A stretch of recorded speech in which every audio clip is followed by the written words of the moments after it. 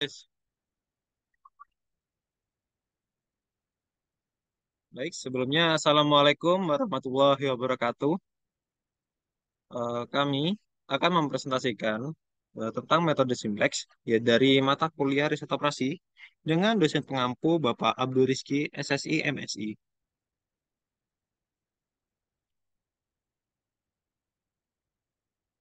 Dan kami terdiri dari dua kelompok dan saya sendiri Adenta Dava Ardiazeta dengan NIM 2018 10 10 10 46 dan rekan saya Nur Halimatus Sadia dengan NIM 2018 10 10 10 76.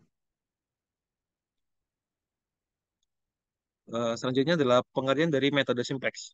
Metode simplex adalah salah satu teknik yang digunakan untuk menemukan solusi optimal dalam masalah pemrograman linear atau yang disebut dengan linear programming. Pemrograman linear adalah pendekatan matematis untuk mengoptimalkan alokasi sumber daya dalam situasi di mana ada keterbatasan yang mengikat. Dan tujuannya adalah mencapai nilai maksimum atau minimum dari suatu fungsi tujuan dengan memenuhi sejumlah kendala linear. Berikut adalah penemu dari metode simplex, yaitu George Danzig. George Danzig adalah ilmuwan matematika Amerika Serikat yang terkenal karena penemuan metode simplexnya. Penemuan ini terjadi pada tahun 1947 ketika Danzig bekerja di Rand Corporation, sebuah lembaga penelitian di Santa Monica, California. Dan George Danzig ini dalam penemuan metode simplex sangat tidak disengaja, yaitu pada masa masih duduk di bangku kuliah, dia itu dengan George Danzig masih mengikuti kelas statistika dan diberikan soal oleh dosen statistika, yaitu mengenai dua masalah dan Josh Danzig menyelesaikan masalah tersebut namun dengan mendapatkan cara dan solusi yang berbeda. Tapi hasilnya itu benar. Maka dari itu sang dosen itu menyarankan Josh Danzig untuk meneruskan penemuannya ini sehingga ditemukanlah metode simplex itu sendiri.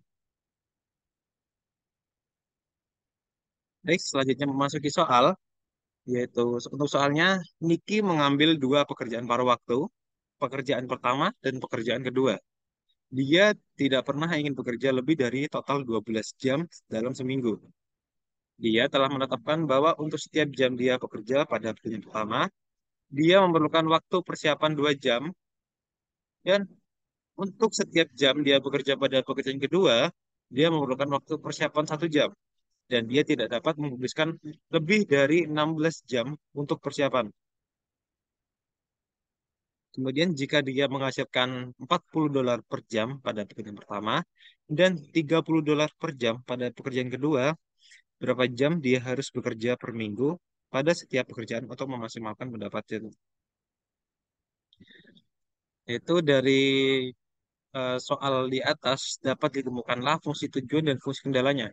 Untuk fungsi tujuannya yaitu maksimumkan Z sama dengan 40x1 ditambah 30x2 dengan fungsi kendalanya x1 ditambah x2 kurang dari sama dengan 12 dan 2x1 ditambah x2 kurang dari sama dengan 16 dengan x1 dan x2 lebih dari 0. Untuk X1-nya itu adalah banyaknya jam kerja pada pekerjaan pertama dan X2 banyaknya jam kerja pada pekerjaan kedua. Ingat dalam pekerjaan metode simplex dari bentuk kanonik perlu dirubah ke bentuk standar sehingga ditemukanlah fungsi tujuannya max Z sama dengan 40x1 ditambah 30x2 ditambah 0s1 ditambah 0s2 dengan fungsi kendalanya x1 ditambah x2 ditambah s1 sama dengan 12. Kemudian 2x1 ditambah x2 sama dengan, maaf, ditambah x2 sama dengan 16. Dengan x1 dan x2 lebih dari sama dengan 0.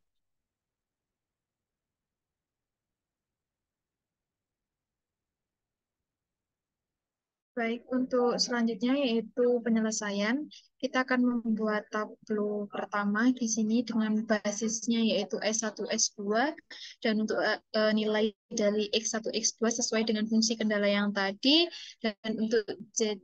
CC-nya yaitu mengikuti fungsi maksimum yang telah dibuat.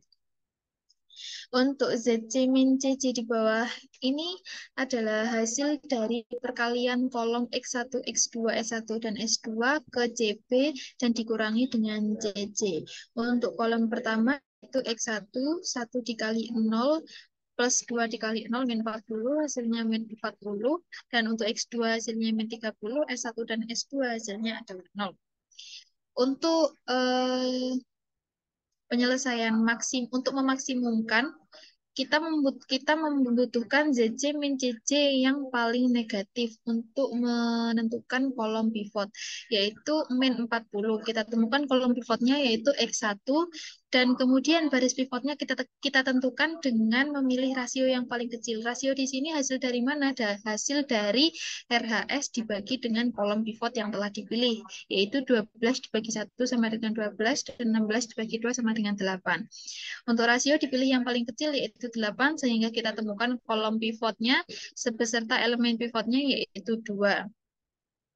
Nah, elemen pivot ini akan kita jadikan satu, sehingga kita gunakan operasi baris elementer, yaitu kita tulis B2 aksen sama dengan B2 per 2.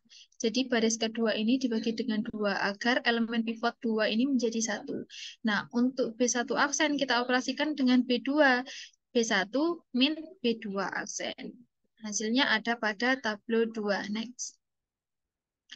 Nah, tabel 2 ini sudah di operasi baris elementer pertama tadi. Hasilnya bisa dilihat di layar. Dan untuk ZC min CC masih ada yang negatif.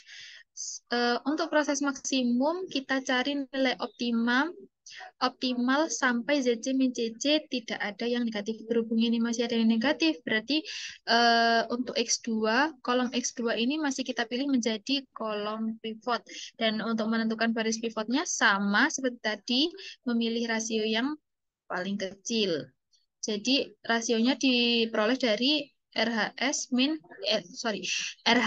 per X2. Jadi 4 per 0,5 sama dengan 8, 8 per 0,5 sama dengan 16. Dipilih rasio yang paling kecil yaitu 8, ketemu baris pivotnya sehingga elemen pivotnya adalah 0,5. 0,5 X2 akan menggantikan basis S1. Sehingga di sini kita akan menjadikan elemen pivot ini bernilai 1, yaitu dengan operasi baris elementer, rumusnya B1 aksen sama dengan 2 kali B1. Dan untuk baris keduanya kita akan merubah menjadi 0, yaitu B2 aksen sama dengan B2 aksen min 0,5 kali B1 aksen. Untuk RHS-nya kita masih mendapatkan nilai 320. Ini masih belum optimal. Next. Nah, pada tabel ketiga ini sudah kita lihat tidak ada ZC min CC yang negatif, sehingga hasil yang diperoleh ini kita bisa katakan maksimal. Untuk RHS-nya, X1-nya 4, X2-nya 8, dan Z-nya sama dengan 400. Z ini diperoleh dari RHS dikali CB. Jadi total RHS dikali CP 8 kali 30 ditambah 4 kali 40 sama dengan 400. Jadi ketemu X1-nya 4, X2-nya 8, dan Z-nya 400. Jadi Niki memerlukan 4 jam bekerja untuk pekerjaan 1 dan memerlukan 8 jam bekerja untuk pekerjaan 2 dalam waktu seminggu untuk memaksimalkan pendapatannya, yaitu sebesar $400. Next. Baik, sekian penjelasan dari kelompok kami untuk tugas pembuatan video metode simplex mata kuliah riset operasi dengan dosen pengampu Pak Rizky SSI MSI. Kurang lebihnya kami mohon maaf. Terima kasih. Wassalamualaikum warahmatullahi wabarakatuh.